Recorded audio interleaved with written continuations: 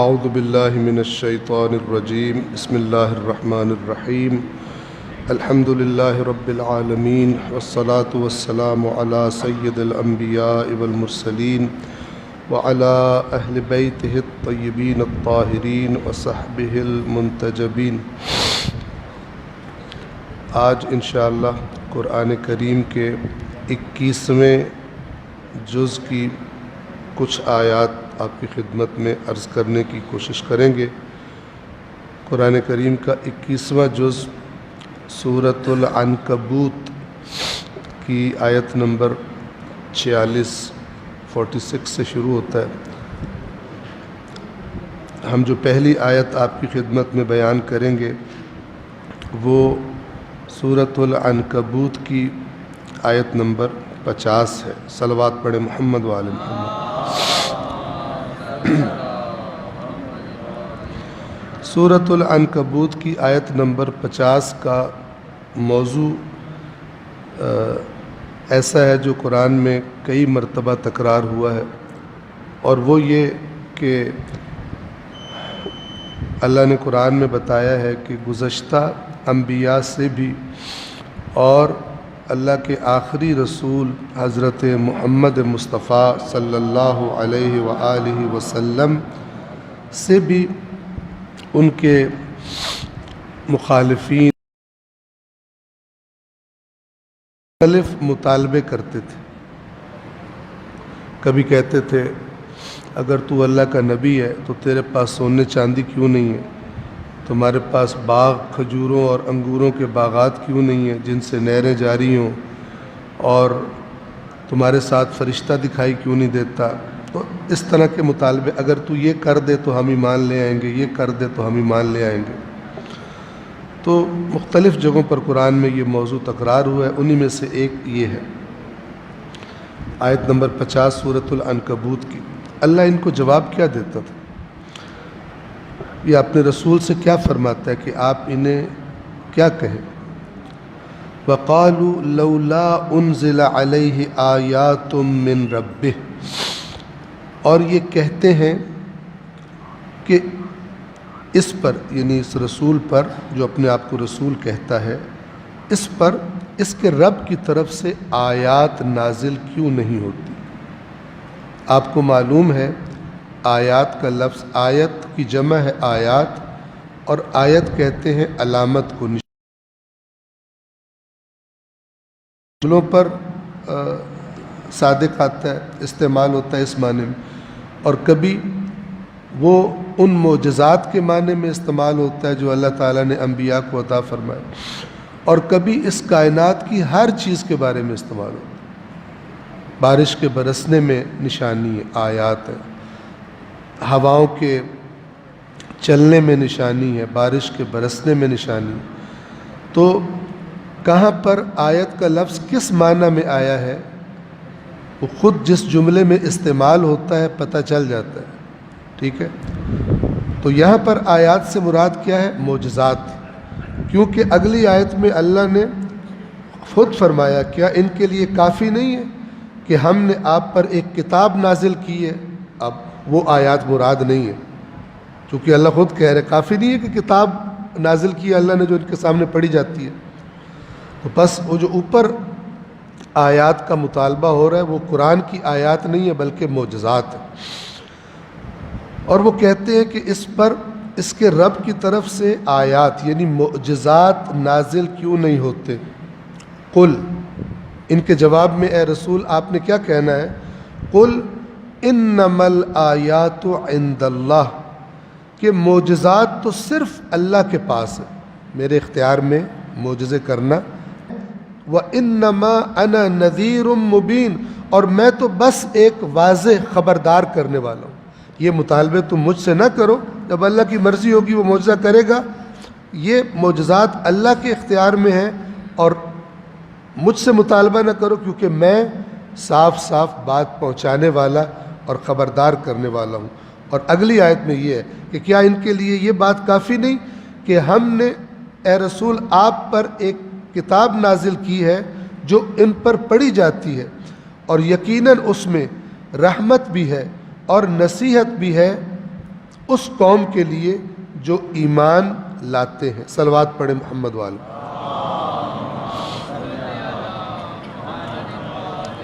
جس طرح گزشتہ درس میں ہم نے آپ کو آیات سنائی تھی جن میں اللہ تبارک و تعالی اپنی توحید پر تاکید کے لیے سوال پوچھنے کا انداز اپناتا ہے، تمہارے جنہیں تم اللہ کا شریک بناتے ہو وہ بہتر ہیں یا وہ جو یہ کام کرتا ہے یعنی میں؟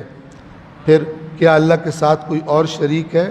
یعنی یہ کام فقط میرے کام ہے کہ کوئی دوسرا نہیں کرتا جنہیں تم نے شریک بنا رکھا ہے۔ اسی طرح یہاں پر بھی سورۃ العنکبوت کی آیت نمبر 61 سے توجہ فرمائے، اللہ نے یعنی ذہن نشین فرمائے کہ اللہ نے کون کون سے کاموں کو اپنی طرف نسبت دی ہے کہ یہ میں کرتا ہوں، کوئی دوسرا نہیں کرتا۔ اور یہاں پر ایک عجیب بات یہ ہے کہ حتیٰ کہ جو مکہ کے اور اس علاقے کے مشرک تھے وہ بھی ان سوالوں کے جواب میں کہتے تھے یہ کام اللہ کرتا ہے، لیکن ابھی کچھ لوگ ترقی کر گئے ہیں، اللہ کو ریٹائر کر دیا اور اقتدار نیچے منتقل کر دیا۔ آیت نمبر 61، وَلَئِن سَأَلْتَهُمْ، اور اگر اے رسول آپ ان سے سوال کریں، من خلق السماوات والارض، آسمانوں اور زمین کو کس نے خلق کیا ہے، وسخر الشمس والقمر، اور سورج اور چاند کو کس نے مسخر کیا ہے کہ وہ ایک معین مدار میں تیرتے رہتے ہیں، یہ کافر آپ کو کیا جواب دیں گے؟ مشرک لَيَقُولُنَّ اللَّهُ، تو یہ حتماً جواب میں کہیں گے اللہ نے خلق کیا ہے آسمان و زمین، اللہ نے مسخر کیا ہے سورج اور چاند کو۔ پھر اس کے بعد اللہ خود فرماتا ہے فَأَنَّا يُؤْفَكُونَ، تو جب ان کو یہ پتہ ہے تو پھر کہاں جھوٹی باتوں میں بھٹکتے پھرتے، پھر کیوں دوسروں کو اللہ کا شریک بناتے۔ آیت نمبر 62 غور فرمائیے، اللہ یبسط الرزق لمن یشاء من عبادہ ویقدر لہ، اللہ ہی ہے جو اپنے بندوں میں سے جس کے لیے چاہتا ہے رزق کو زیادہ کر دیتا ہے اور جس کے لیے چاہتا ہے رزق کو تنگ کر دیتا ہے۔ ان اللہ بکل شیء علیم، کیونکہ یہ کام وہی کر سکتا ہے جس کو ہر چیز کی اچھی طرح خبر ہو، علم ہو، کہاں پر کیا کرنا ہے، تو یہ کام اللہ ہی کرتا ہے۔ وَلَئِن سَأَلْتَهُمْ 63، اور اگر آپ ان سے سوال کریں، من نزل من السماء ماء، کس نے نازل کیا ہے آسمان سے پانی، فَأَحْيَا بِهِ الْأَرْضَ مِن بَعْدِ مَوْتِهَا، اور اس پانی کو نازل کر کے اس پانی کے ذریعے زمین کے جو مردہ ہو چکی تھی اس کو مردہ ہونے کے بعد دوبارہ زندہ کر دیا، یعنی سبزہ وغیرہ سارا خشک ہو جاتا ہے، اچانک پانی آتا ہے، دوبارہ زمین میں سبزہ پیدا ہو جاتا ہے، شادابی آ جاتی ہے۔ اللہ تعالیٰ فرما رہا ہے آپ ان سے پوچھیں کہ کون کرتا ہے، لَيَقُولُنَّ اللَّهُ، تو اس سوال کے جواب میں بھی حتماً یہ کہیں گے اللہ کرتا ہے۔ قُلِ الْحَمْدُ لِلَّهِ، تو آپ کہہ دیجئے بس تمام حمد اسی اللہ کے لیے۔ بل اکثرهم لا یعقلون، بلکہ ان میں سے اکثر عقل استعمال نہیں کرتے کہ ان ساری باتوں کو جان لینے کے باوجود بھی پھر اللہ کے شریک اوروں کو قرار دیتے ہیں۔ صلوات پڑھیں محمد و آل محمد۔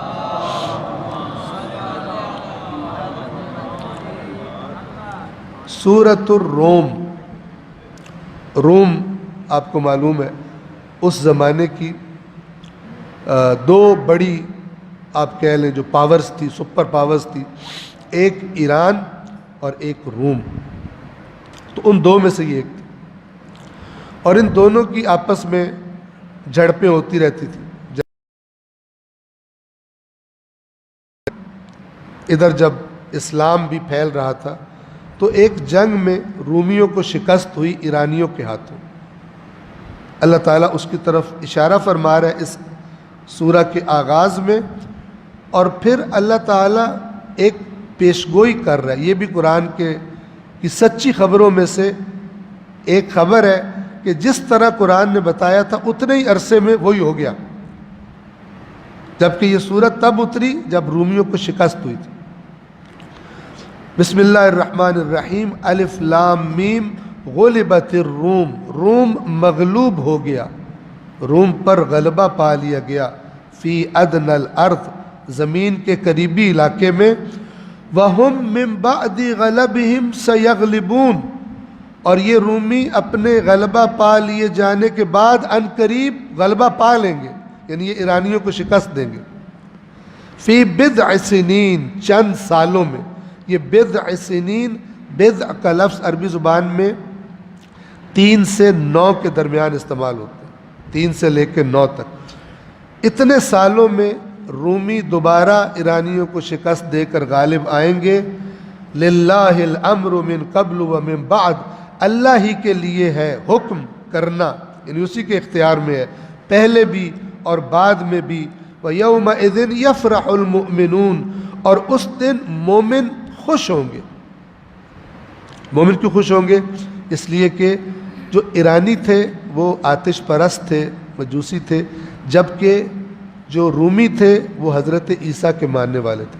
تو اس اعتبار سے مسلمانوں کو ان سے انسیت زیادہ تھی، چونکہ وہ اللہ کے نبی، ایک نبی کے ماننے والے تھے، جبکہ یہ اس طرح نہیں تھے۔ صلوات پڑھیں محمد و آل محمد۔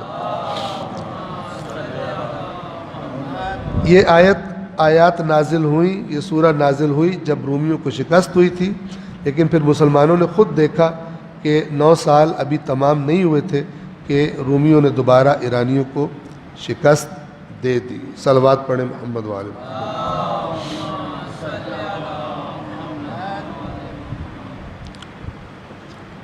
آیت سورہ روم کی آیت نمبر 20، اللہ تعالیٰ نے اپنی چند آیات کا ذکر کیا ہے۔ یہاں آیات سے مراد وہی جو میں نے کہا کہ اس ہمارے آس پاس پھیلی ہوئی چیزیں، کہ ہم جس میں بھی غور کریں تو وہ ہمیں اپنے خالق، جس طرح وہ اس کا وجود ہے، جو اس کی خصوصیات ہیں، جو ہم دیکھ میں بڑے نئے فنکشن ہوں تو انسان کہتا ہے یار کیا چیز بنائی ہے۔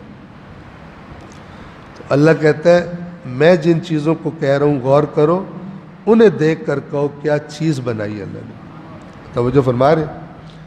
وہ معروف ہے کہ ایک نے دوسرے سے کہا اگر تو مجھے کوئی معجزہ دکھا دے تو میں اللہ پر ایمان لے آؤں گا۔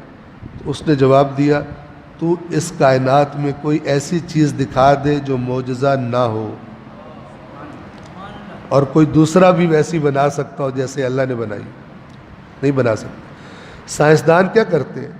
اللہ کی بنائی ہوئی چیزوں کی خصوصیات کو تجربے کر کے، ریسرچ کر کے کشف کرتے ہیں، ڈسکور کرتے ہیں، اور پھر ان کے جوڑ توڑ کر کے ایک نئی چیز وجود میں لے آتے ہیں۔ کوئی چیز اصل میں عدم سے وجود میں نہیں لاتے۔ یہ جتنی چیزیں ہم مثلا موبائل فونز دیکھ رہے ہیں، یہ مائک ہے، تارے ہیں، فلان، یہ سبھی اسی زمین کے اندر سے نکلی ہوئی چیزوں سے بنائی گئی ہیں، اور ان کے اندر یہ خصوصیات پہلے دن سے موجود تھی۔ سائنسدان نے کیا کیا؟ پردے ہٹائے ہیں، ان کو دیکھا ہے، کشف کیا کہ یہ ہیں، اور پھر اپنی خدمت میں ان کو انسان لے آتا ہے۔ جس نے پہلے دن یہ خصوصیات رکھ دی تھی ان چیزوں میں، وہ اللہ سبحانہ و تعالی ہے۔ تو توجہ فرمائیں، بلکہ میں آیت نمبر 19 سے پڑھ رہا ہوں۔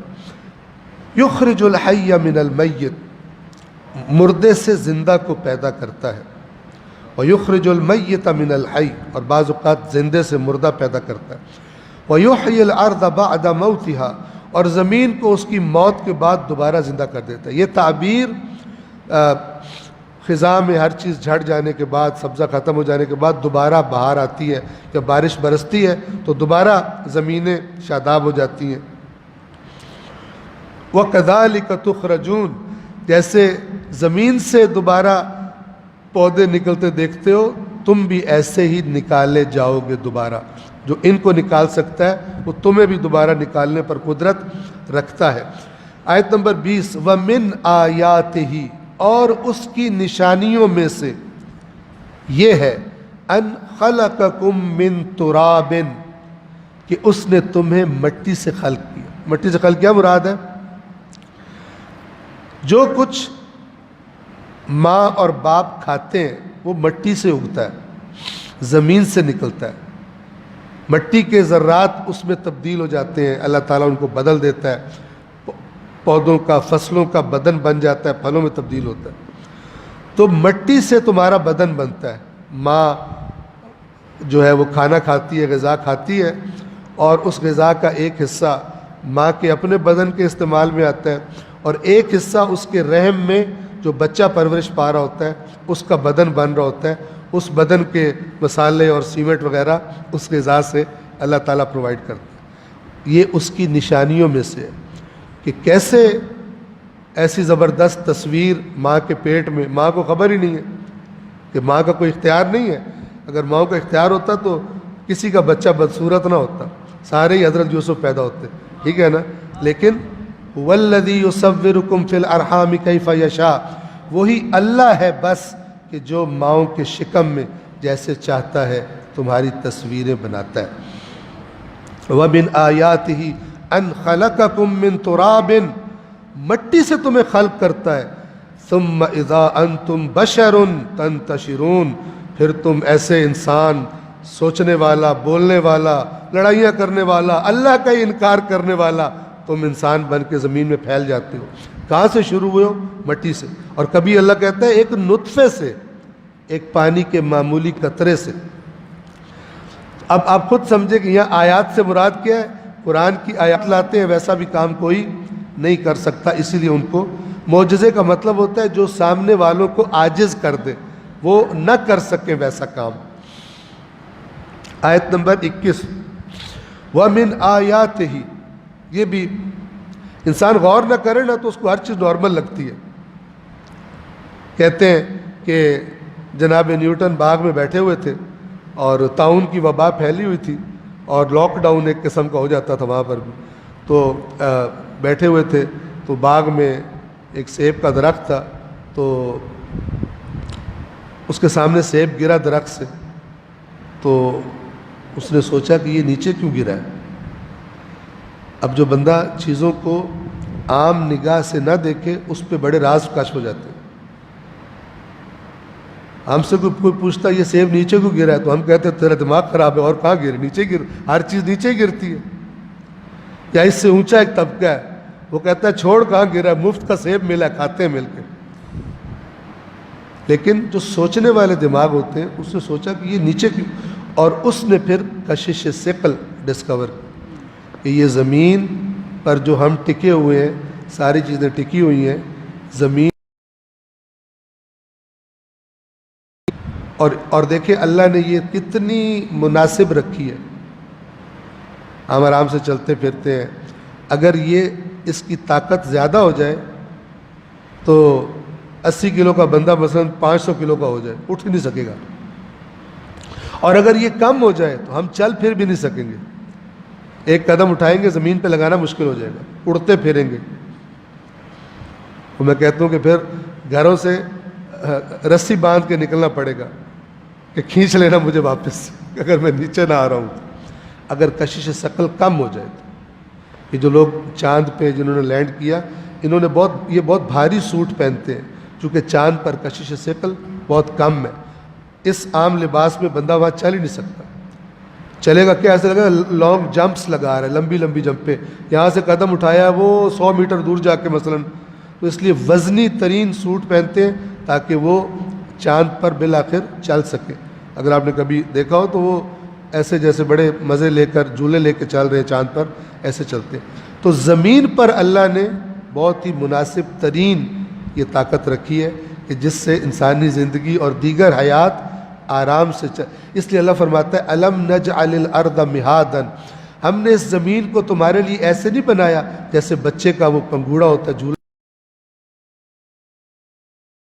اسباب فراہم کیے، ورنہ ایک چیز بھی اوپر نیچے ہو جائے، ابھی جیسے کلائمیٹ چینج ہو رہی ہے تو جو اس کو دیکھ رہے ہیں، فیل کر رہے ہیں، وہ زور لگا رہے ہیں کہ بھائی کیا کر رہے ہو تم، کیوں پولوشن پھیلا رہے ہو، آنے والی نسل تباہ کرو گے، زمین کو تباہ کر دو گے، کیونکہ اللہ نے جو مناسب مقداروں میں ہر چیز رکھی ہوئی ہے، انسان اپنی غلط حرکتوں سے، یہ پولوشن سے اسے خراب کر رہا ہے، جس کی وجہ سے موسموں میں تبدیلی آ رہی ہے، سردی زیادہ ہو جائے گی، گرمی زیادہ ہو جائے گی، اور حیات کا جو تناسب ہے وہ دنیا میں خراب ہونا شروع ہو جائے گا۔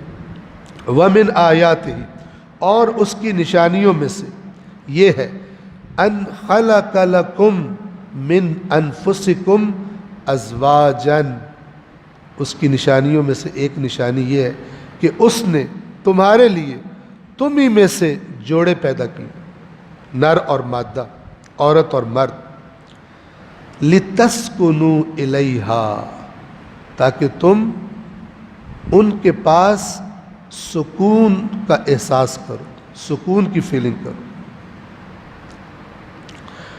ایک سائنٹسٹ بڑا معروف، تو اس کا ایک آرٹیکل پڑھا تو وہ کہتا ہے کہ سائنس اپنی تمام تر ریسرچ اور ترقی کے باوجود اس کے پاس کوئی جواب نہیں ہے کہ محبت کیوں ہوتی ہے۔ محبت جس نے انسانوں کے لیے یعنی یہ نظام بنایا تھا، تو اس عالم نے ایک ایسا جذبہ رکھ دیا عورت اور مرد کے درمیان کہ یہ مل کے زندگی گزار سکے۔ اور آپ دیکھیں کہ چونکہ بات بتانے والی ہے اس لیے بتا رہا ہوں کہ لڑکا ایک گھر میں پل رہا ہوتا ہے، لڑکی ایک گھر میں پل رہی ہوتی ہے، ایک دوسرے کو جانتے ہی نہیں ہے، اسے اپنے ماں باپ سے پیار، اسے اپنے ماں باپ سے پیار، اٹیچمنٹ، اچانک ایک دوسرے کو دیکھتے ہیں اور کہتے ہیں ہم تو ایک دوسرے کے بغیر رہ نہیں سکتے، تھوڑی دیر میں، حتیٰ کہ وہ ماں باپ جنہوں نے پالا ہے ان سے بحث کر رہے ہوتے ہیں، نہیں میں نے یہی کرنی ہے۔ کہاں سے آتی ہے یہ؟ کسی کو نہیں پتہ۔ یہ جو جذبہ پیدا ہوتا ہے یہ اس خالق نے رکھا ہے کہ جو بچہ ابھی دنیا میں آ رہا ہوتا ہے، ماں باپ کے اندر اس کی محبت ساتھ ساتھ، دیکھیں غیر مادی چیز بھی، محبت کا احساس، اور مادی بچے کی سروائیول کے لیے، ادھر بچہ دنیا میں آتا ہے، ادھر ماں کے سینے میں دودھ آ جاتا ہے، تاکہ، اور کیسے، جب وہ روئے دن ہو رات ہو 24/7 اس کی غذا اویلیبل ہوتی ہے۔ اللہ تعالیٰ فرماتا ہے ان میں غور کرو۔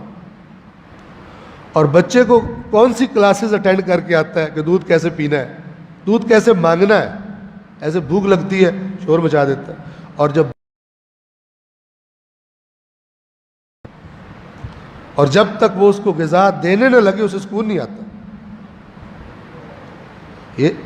یہ سب معجزات ہیں، سب جو چیزیں یہ تمام کی گئی، اتنی ایکیوریٹ پلاننگ ہے تاکہ یہ جو آیا ہے جس کو نہ پتہ ہے کب پیشاب کر دیا، کب جناب کیا کر دیا، کچھ بھی نہیں کر سکتا، یہ مر نہ جائے، تو ایک بہت ہی ہائی لیول کی محبت ماں کے دل میں ڈال دیتا ہے اللہ بندے، اور وہ ہر چیز اس کو بھول جاتی ہے جب تک وہ اس کو غذا نہ دے لے اپنے بچے کو۔ آپ دیکھیں، ورنہ یہ بچہ پال ہی نہیں سکتا تھا۔ ہم اندازہ کر سکتے ہیں، صلوات پڑھیں محمد والے۔ اور اس کی نشانیوں میں سے ہے کہ اس نے تمہارے لیے تم ہی میں سے ازواج خلق کیے تاکہ تم ان کے پاس سکون حاصل کرو۔ وَجَعَلَ بَيْنَكُمْ مَوَدَّةً وَرَحْمَةً، اور اس نے تمہارے درمیان مودت، شدید محبت، جو میں نے کہا نا ماں باپ سے بحث آپ گزار چکے ہیں، آپ مجھے ادھر شادی کرنے دیں، توجہ کر رہے ہیں، مودتاً، شدید مودت، شدید محبت کو کہتے ہیں جو بیٹھنے نہیں دیتی۔ یہ ہماری مودت ہے اہل بیت سے جو ہماری گندی عادتیں نہیں چھڑا سکتی، ٹھیک ہے نا، ہمیں ان کا فرمانبردار نہیں بنا سکتی، ورنہ اصل میں تو مودت بیٹھنے نہیں دیتی، محبت سے اوپر کا لیول ہے مودت کا۔ اور قرآن میں مطالبہ کس کا کیا گیا ہے؟ لا اسألکم علیہ اجرا الا المحبت، نہیں کہا مودت فی القربہ، یعنی ایسی شدید محبت کہ جو تمہیں ان کے پیچھے چلائے، کیونکہ بعض اوقات انسان کو محبت ہوتی ہے، اماں سے محبت ہے لیکن گھر میں آیا تھکا آ رہا، ماں کہتی ہے بیٹا سر میں درد ہے، وہاں ساتھ والی گلی سے ٹیبلٹ لا دے، کہتا ہے اماں سر پہ کچھ باندھ لو ابھی تھکا ہوں، محبت ہے لیکن مودت منگیتر جس سے ابھی شادی ہونی ہے, بڑی مشکل سے رشتہ طے ہوا ہے, اس کا رات کو 1 بجے بھی فون آئے اور کہے میں نے دہی بڑے کھانے ہیں, اٹھ کے چل پڑتا ہے. ہوتا ہے کہ نہیں؟ مودت میں اور محبت میں بڑا فرق ہوتا ہے, وہ شدید ہوتی ہے, تھکاوٹ کا احساس بھی نہیں ہونے دیتی. جتنی شدید محبت تو اصل انسان تھکاوٹ کا احساس نہیں کرتا, لذت لیتا ہے. سمجھے اس بات کو, لذت, اس کو مزہ آتا ہے کہ میں کام کروں, اسے خوش کروں گا. اور بہت سی مثالیں اس کی. وَجَعَلَ بَيْنَكُمْ مَوَدَّةً وَرَحْمَةً, اس نے تمہارے درمیان مودت اور رحمت قرار دی. إِنَّ فِي ذَلِكَ لَآيَاتٍ لِقَوْمٍ يَتَفَكَّرُونَ, یقیناً اس میں نشانیاں ہیں فکر کرنے والوں کے لیے. یہ نظام ایسے تھوڑی بن گیا, اتنا باریک, اتنا ایکوریٹ, اتنا آپس میں مربوط. 22 وَمِنْ آيَاتِهِ خَلْقُ السَّمَاوَاتِ وَالْأَرْضِ, اور اس کی نشانیوں میں سے ہے آسمانوں اور زمین کی خلقت. وَاخْتِلَافُ أَلْسِنَتِكُمْ وَأَلْوَانِكُمْ, اور تمہاری زبانوں کا اختلاف اور تمہارے رنگوں کا اختلاف. کالا, گورا, درمیانہ, سانولا, یہ وہ, تمہارے رنگوں کا اختلاف, تمہاری زبانوں کا اختلاف. ایک عربی بولتا ہے, ایک انگریزی بولتا ہے, ایک اردو بولتا ہے, ایک سندھی بولتا ہے, ایک بلوچی بولتا ہے, ایک پشتو بولتا ہے, ایک پنجابی بولتا ہے. کتنی زبانیں. اور کوئی ایک ڈاکٹر صاحب کے پاس ہم بیٹھے تھے تو وہ کہہ رہے تھے کہ انسانی دماغ بہت ہی عجیب و غریب, حیران کر دینے والی چیز ہے. جیسے یہ بدن کو چلاتا ہے, کمانڈز بھیجتا ہے, ہاتھ ہلتے ہیں, انسان کھانا کھاتا ہے, سارا برین کر رہا ہوتا ہے, سگنلز دے رہا ہوتا ہے, سگنلز لے رہا ہوتا ہے, انفارمیشن پوری باڈی سے, ادھر درد ہوگی, ادھر کانٹا لگ گیا, ادھر یہ ہو گیا, برین کر رہا ہوتا ہے. کہا اس برین کا جو انٹیلیجنٹ ترین کام ہے, جو بہت ہی حیران کر دیتا, ان میں سے ایک گفتگو ہے. انسان بولتا ہے. آپ کو پتہ ہے بے شمار تار ہمارے گلے میں لگے ہوئے ہیں جو وائبریٹ کرتے ہیں تو ساؤنڈ پیدا ہوتا ہے. اور پھر اللہ نے ہماری زبان کو ادھر لگتی ہے, دال نکلتا ہے, الف نکلتا ہے, بے نکلتا ہے, پے نکلتا ہے, الفاظ نکلتے ہیں, اور ایسے کہ ہمیں پتہ بھی نہیں, ہم آرام سے بول رہے ہوتے ہیں اور پیچھے برین ٹھک ٹھک ٹھک پروسیسنگ کر کے اور ہمارے لبوں کو ہلا رہا ہوتا ہے, زبان کو ہلا رہا ہوتا ہے. کبھی کہیں لگتی ہے, کبھی کہیں لگتی ہے, بات کرو. کبھی تصور کریں یہ سسٹم ختم ہو جائے, آ با کرنا شروع ہو جائے گی, انسان سے جانور کی شباہت ہو جائے گی بولنے. تو انسانی دماغ کے انٹیلیجنٹ ترین کاموں میں سے ایک ہمارا بولنا ہے, جبکہ ہمیں پتہ ہی نہیں ہوتا. ہم تو آرام سے جب دل کیا آل فال بولا یا صحیح بولا بول دیتے ہیں. آپ بولنے کو نکال دیں, انسانوں کی آپس میں کمیونیکیشن کتنی کم رہ جائے گی. صلوات پڑھیں محمد وآل محمد. تمہاری زبانوں کا اختلاف اور تمہارے رنگوں کا اختلاف. ان فی ذلک لآیات للعالمین, یہاں عالمین سے مراد ہے جو علم پسند لوگ ہیں, ان کے لیے تو یہ بڑی نشانی ہے. فکر والے, علم والے, ان کے لیے بڑی نشانی ہے. وَمِنْ آیَاتِهِ مَنَامُكُمْ بِاللَّيْلِ, اور اس کی نشانیوں میں سے ہے رات کو تمہاری نیند, رات کو تمہاری نیند. وَابْتِغَاؤُكُمْ مِنْ فَضْلِهِ, اور دن میں اللہ کا فضل تلاش کرنا, روزی روٹی کے لیے دوڑ دھوپ کرنا. تمہارے بدن کو ریسٹ چاہیے, اللہ نے رات بنائی ہے مثلا, اس میں ریسٹ کرتے ہو, سو جاتے ہو. اور آپ کو پتہ ہے کہ یہ ڈاکٹرز بھی, ریسرچ کرنے والے بھی کہتے ہیں رات کی نیند کا دن کی نیند آلٹرنیٹ نہیں ہے. اور اس میں سے بھی جو بیسٹ نیند ہے وہ رات کے پہلے حصے کی ہے, جو کراچی میں کم ہی نصیب ہوتی ہے. توجہ فرما رہے. تو وہ ابتدائی حصے کی نیند, اس میں انسانی بدن جب ہم سو رہے ہوتے ہیں تو بہت سارے کام کر رہا ہوتا ہے. جو فاضل مواد ہے ان کی فلٹر ہو رہے ہوتے ہیں, خراب یہ کر, بہت سا پروسیس چل رہا ہوتا ہے. اور یہ کام سب سے بیسٹ جو ہوتا ہے وہ ابتدائی رات میں ہوتا ہے. اور آپ دیکھیں اہل بیت اطہار نے فرمایا کیا, عشاء کے بعد جلدی سو جاؤ اور فجر کی اذان سے پہلے اٹھ جاؤ. اور یہ بیسٹ ہے, لیکن ہم نے الٹا کر دیا. ہم نے کہا عشاء کے بعد نہیں سونا اور فجر کے ٹائم سونا ہے. اور وہ قرآن میں اللہ کہتا ہے کہ جب قیامت آئے گی اتنا بڑا حادثہ ہوگا کہ تو دیکھے گا کہ لوگ جو ہیں وہ نشے میں ادھر گرتے پڑتے پھر رہے ہیں، وہ نشہ نہیں ہوگا لیکن اللہ کا عذاب بڑا سخت ہوگا۔ تو یہ منظر بعض لوگوں کو فجر کے ٹائم بھی دیکھا جا سکتا ہے، اٹھتے ہیں بیڈ سے ہوتی ہے، یہ وہ جو پڑھتے ہیں کیونکہ رات کو دیر تک جاگے ہوتے ہیں، تو وَتَرَى النَّاسَ بِسُكَارَى وَتَرَى النَّاسَ سُكَارَى، تو دیکھے گا لوگ نشے میں ہیں، ادھر ادھر ڈول رہے ہیں۔ تو فجر کے ٹائم بھی یہ منظر دیکھا جا سکتا ہے، اور قیامت کا ایک سین جو ہے وہ اس کو تصور کیا جا سکتا ہے۔ صلوات پڑھیں محمد و آل محمد۔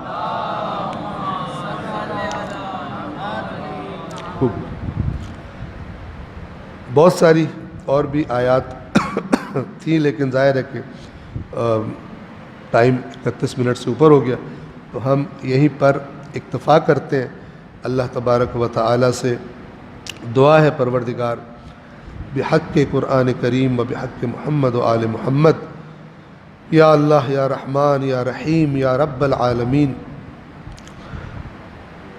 اس بابرکت اور رحمتوں سے بھرے ہوئے مہینے میں وہ رحمتیں اور وہ نعمتیں اور وہ توفیقات جو تو اپنے فرما بردار بندوں کو، اپنے اطاعت گزار بندوں کو عطا فرماتا ہے، اے پروردگار وہ تمام توفیقات ہم گناہ گاروں کو عطا فرما۔ پروردگار اس مہینے میں ہماری عبادات کو، ہماری دعاؤں کو، ہماری تلاوت کو، ہمارے قرآن میں غور و فکر کو، اسے سمجھنے کی کوشش کو، اے پروردگار ہماری توفیقات میں ان تمام معاملات میں اضافہ فرما اور ان اعمال کو اپنی بارگاہ میں قبول فرما۔ پروردگار توبہ کا مہینہ ہے، صدق کے دل سے ہمیں اپنے گناہوں سے توبہ کرنے کی توفیق عطا فرما۔ اے پروردگار مومنین کے رزق حلال میں وسعت و برکت عطا فرما۔ پروردگار ہمارے مرحومین کو اپنی خاص رحمتوں میں جگہ عطا فرما، اور اے پروردگار ہم سب کا خاتمہ خیر پر اور ایمان پر فرما۔ اللہم صلی علی محمد و آل محمد۔ جی میں کرتا ہوں ایک چھوٹی سی بات، جو مجھ سے سوال پوچھا گیا تھا رہ گیا، میں اشارہ کر دوں۔ دوستوں نے بعض نے یہ سوال پوچھا ہے کہ مولا کا فرمان ہے حکومت روایات کے مطابق حکومت کفر سے چل سکتی ہے، ظلم سے نہیں چل سکتی، تو پھر ان ظالموں کی حکومت کیوں چل رہی ہے؟ توجہ فرمائیں، ظلم حکومت کے خاتمے کے سفر کا آغاز کرتا ہے، نہ کہ جیسے ظلم کرو ختم ہو جاتا ہے۔ فرعون نے کتنا عرصہ ظلم کیے بنی اسرائیل پر، بالآخر ختم ہوا۔ اگر کوئی حکمران کافر ہو، مولا یہ کہنا چاہتے ہیں، لیکن عدل و انصاف کرے، اس کا معاشرہ اچھا ہوتا ہے۔ آج نان مسلم ملکوں میں زیادہ امن و امان ہے، زیادہ آسودگی ہے، کیونکہ وہاں پہ زیادہ عدل و انصاف اور لوگوں کو حقوق میسر ہے۔ لیکن ایک مسلمان ملک میں کام الٹا ہوا پڑا ہے۔ تو یہ سفر شروع ہے، لیکن اس سفر کو نتیجے پر پہنچانے کے لیے کچھ شرائط ہیں، اور ان شرائط میں سے ایک قوم کا اٹھ کے کھڑا ہونا۔ قوم اٹھ کے کھڑی نہ ہو اور راضی رہے جوتے کھانے پر، تو اللہ تعالیٰ کہتا ہے کھاؤ، تمہیں مزہ آتا ہے تو کھاؤ۔ تو ایسا نہیں ہے کہ ظلم کرے گا قوم کچھ نہ کرے اللہ ظالم کو ہٹا دے گا، ایسا نہیں ہے۔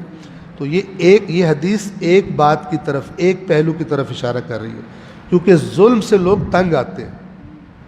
کافر وہ خود کافر ہے لیکن لوگوں کو انصاف فراہم کر رہا ہے، اس لیے تو یہاں سے ویزے لگوا کے کافروں کے ملکوں میں جا رہے ہیں لوگ، کیونکہ وہاں پہ امن و امان زیادہ ہے، حقوق زیادہ ہے، کاروبار زیادہ اچھا ہے کہ نہیں ہے؟